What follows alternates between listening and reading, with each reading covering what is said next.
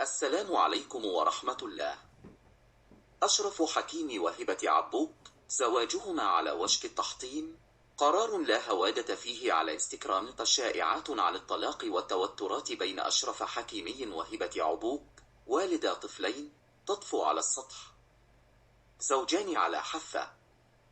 هبة عبوك وأشرف حكيمي زواجهما في خطر بسبب السياسة وتعليقاته على انقسام البوليساريو والتوترات بين هبة عبوك وأشرف حكيمي تسيل الكثير من الحبر.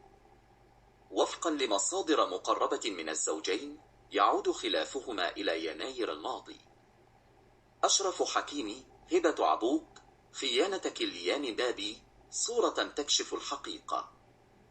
نفت زوجة أشرف حكيمي هبة عبوك خيانة كيليان مبابي شريكه في باريس سان جيرمان.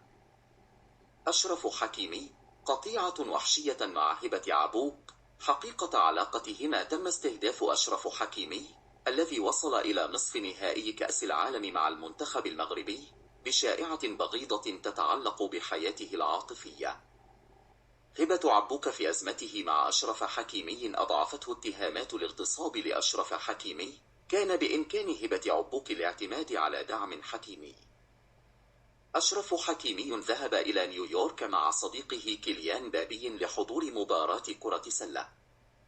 كان لديهم انفجار.